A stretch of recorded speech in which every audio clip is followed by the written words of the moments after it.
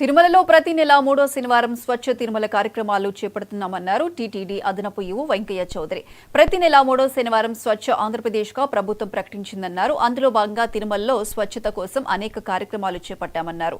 24 గంటల పాటు 1200 మంది సిబ్బంది తిరుమల పరిశుభ్రత కోసం పాటుపడుతున్నారన్నారు.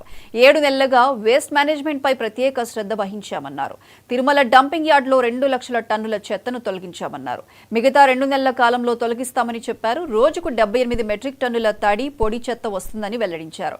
ఇటీవలే నవంబర్ నెలలో ఐఓసీఎల్ ప్లాంట్ ఏర్పాటు చేసిందని తెలిపారు. జూన్ నెల నుంచి ఐఓసీఎల్తో ఒప్పందం ద్వారా 45 టన్నుల మెట్రిక్ తడి చెత్తతో 1.5 మెట్రిక్ గ్యాస్ లభిస్తుందని అదనపు ఈవో వెంకయ్య చౌదరి తెలిపారు.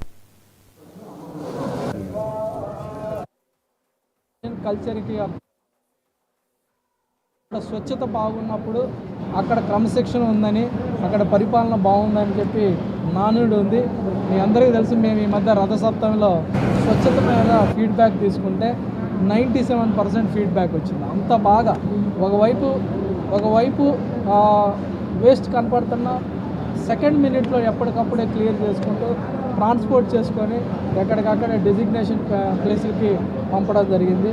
సో మీకు టీటీడీ మరింతగా ముందుకెళ్ళి రాబోయే కాలంలో వేస్ట్ మేనేజ్మెంట్లో ఈ set an example for rest of the temple in the country అని ఈ సందర్భంగా తెలియజేస్తున్నాను.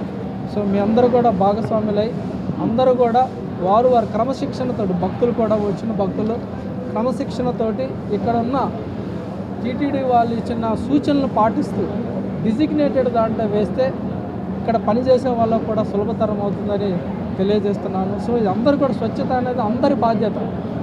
టీటీడీ ముందుండి చేయాల్సిన బాధ్యత ఉన్నా మీరు అందరూ కోఆపరేట్ చేస్తేనే అందరూ కూడా దాన్ని సమర్థవంతంగా నిర్వర్తించవచ్చని తెలియజేస్తూ మరొకసారి ఈ సందర్భంగా అందరూ కూడా శుభాకాంక్షలు తెలియజేస్తూ అందరూ కూడా దీంతో పాటు